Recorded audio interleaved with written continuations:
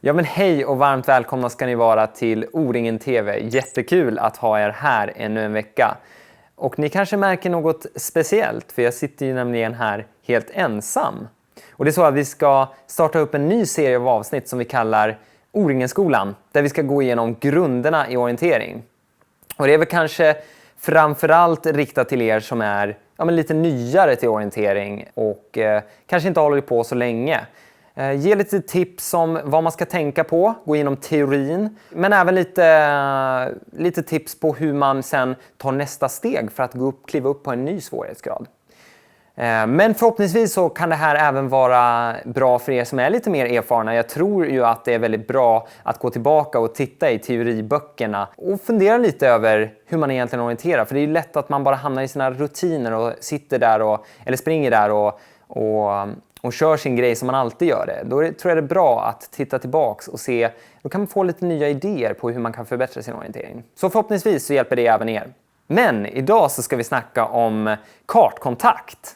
Ja, men om vi ska börja med att ge lite tips till hur man kan förbättra sin kartkontakt när man är ny, så skulle jag säga att det viktigaste i början är att lära sig orientera samtidigt som man springer. Om man kan göra det så slipper man det här steget när man alltid måste stanna var 100 eller 200 meter, där man tappar både tid för att man står stilla, men även också tid för att du inte kan använda din löpande tid till att läsa kartan och ha en bättre kartkontakt.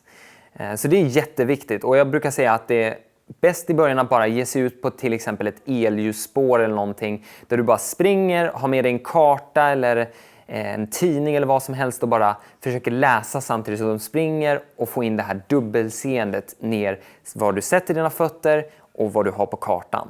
När du börjar känna att du är trygg i det, då kan du ge dig ut i skogen och försöka jobba lite på din löpteknik i skog. Det man kan tänka på är att köra en runda till exempel, där man inte behöver läsa kartan utan man bara kan springa i skogen och börja lära sig att sätta fötterna på rätt ställe i terräng. Och när man börjar känna sig mer trygg i terränglöpningen, då kan man flytta över det första tipset och börja försöka läsa karta eller tidning eller vad som helst för att börja få in kartläsningen i själva skogen då. Och ju mer man jobbar med det här, desto bättre kommer det gå, och det kommer hjälpa orienteringen oerhört. Du kommer ha kartkontakt hela tiden istället för var 15-20 sekund någonting. Och vidare till nästa tips så brukar vi snacka om tumgreppet. Så vi har ju kompassen, känner ni ju till. Speciellt för tumkompasser så är det här väldigt bra, men även om man inte använder tumkompass så är det viktigt att ha något typ av tumgrepp. Det betyder att man följer med längs kartan. Så om jag vet att jag är på punkt A så sätter jag mitt tumgrepp där. Det kan vara till exempel spetsen på själva kompassen här, eller så kan det vara bara själva tummen. Det beror lite på vad man känner sig trygg med, vad man gillar att köra med och så. Och sen så när man springer så flyttar man efterhand. Varje gång man läser kartan så flyttar man fram tummen då till där man är just nu. Och det ger en mycket lättare att varje gång man tittar på kartan så vet man exakt var man är just när man kollar på kartan. Då slipper man det här steget att man måste leta upp var någonstans på kartan man var någonstans. Och det sparar väldigt mycket tid. Så det är någonting man absolut måste jobba in, tycker jag, när man är ny till orientering.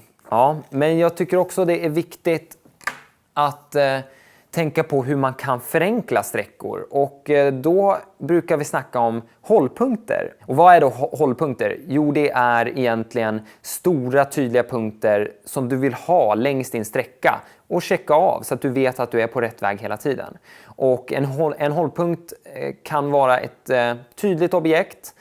Man vill att det ska vara ett tydligt objekt så att man är säker på att det faktiskt är det objektet. Det kan vara till exempel stora branter, stora mossar, stigar, någonting som är väldigt distinkt i naturen. De här hållpunkterna är något slags avcheckning, så man vill checka av dem längs vägen för att veta att man inte har hamnat fel. Och sen så, om du inte hittar en hållpunkt, så då kanske du ska ställa dig frågan om du verkligen är på rätt ställe.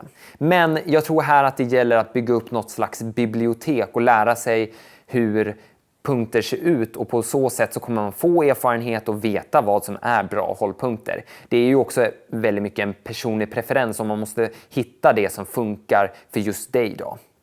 Om vi tittar på den här sträckan då, så är det ju faktiskt en väldigt enkel sträcka i sig. Vi har stig hela vägen från kontroll 1 här till kontroll 2. Båda kontrollerna är stigförgreningar här då, T-kors.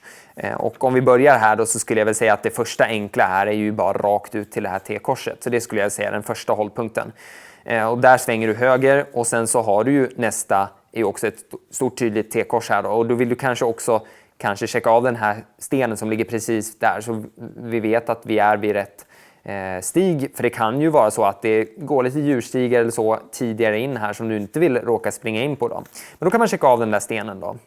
Och sen så här, längs den här stigen, det är ju bara en stig som går hela vägen till kontrollen. Och då skulle jag vilja checka av båda de här stora gula mossarna. De tycker jag ser väldigt tydliga ut. Vi ska ha dem på vänster sida. Och sen så går ju stigen lite snekligt där. Du skulle också kunna använda den här gula höjden på toppen där då, som en hållpunkt. Det skulle också kunna vara ett alternativ. Men de här 2 stora gula mossarna tror jag är ett väldigt bra alternativ. Hela vägen in till kontrollen.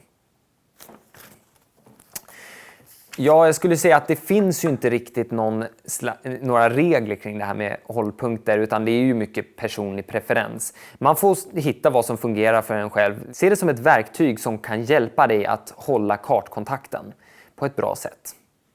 Ja, men om man ska sammanfatta det här då, så när man snackar kartkontakt så är det viktigt att kunna läsa kartan medan man springer.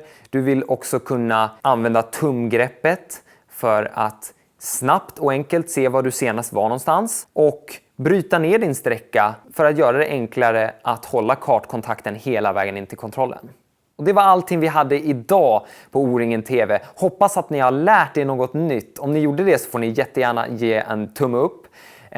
Om ni har egna tankar kring hur ni använder hållpunkter eller kartkontakt, tumgrepp, så ge också jättegärna dem här nere i kommentarerna. Det är alltid kul att kunna lära av andra. Men annars så ses vi nästa vecka här i O-ringen TV klockan 6. Ha det bra. Hej!